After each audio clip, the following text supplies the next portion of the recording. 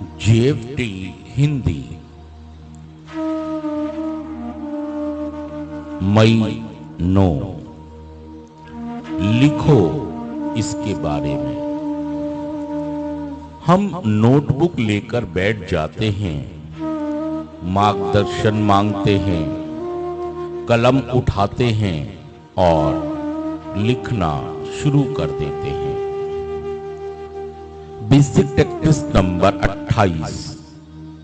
जब हम भयंकर यातना से पीड़ित पूरी तरह हताश होते हैं, तब हमारे स्पॉन्सर कभी कभी हमसे इस बारे में कुछ लिखने के लिए कहते हैं।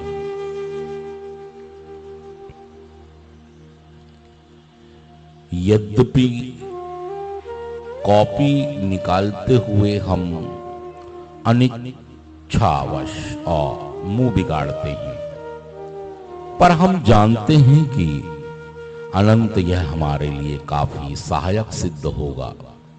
अंतर्मन की सारी पीड़ा कागज पर उतार कर हम उन तमाम उलझनों से बाहर निकलने का एक मौका ढूंढते हैं जो हमारे मन को मथ रही है। जब हम कागज पर अपने मन की बात उतारने के लिए कलम उठाते हैं, तब हम जानते हैं कि हम अपनी हताश स्थिति के मूल कारणों को खोज लेंगे और अपने को मर्मांतक पीड़ा पहुंचाने वाले कारकों की तह तक पहुंच पाएंगे। लेखन कार्य बहुत उपयोगी हो सकता है, खासकर तब जब हम बाकायदा कदम बा कदम कार्य कर रहे हों। बहुत से सदस्य अपनी दिली रखते हैं। हकीकत यह है कि केवल चरणबद्ध तरीके से सोचने, हर कदम के अर्थ की गहराई को समझने और उनके प्रभावी परिणामों का विश्लेषण मात्र करना ही हमारे लिए काफी नहीं होता। दैहिक तौर पर लेखन कार्य में कुछ न कुछ ऐसा अवश्य है जो हमारे दिलो दिमाग में सुधार के सिद्धांतों के जमने में अत्यंत कारगर सिद्ध होता है।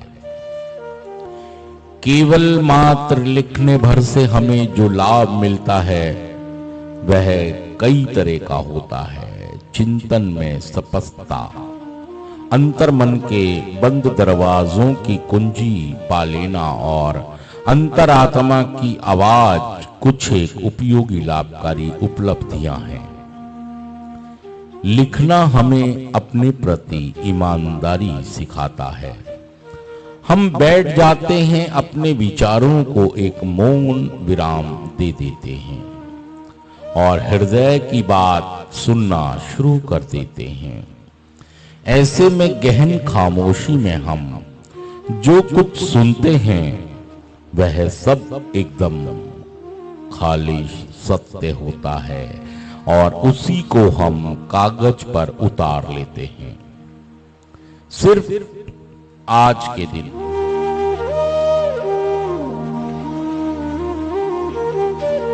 सुधार के दौरान सत्य की खोज में एक रास्ता जो मैं चुन सकता हूं वह है लेखन कार्य। मैं अपने सुधार के बारे में आज अवश्य कुछ लिखूंगा। Thank you.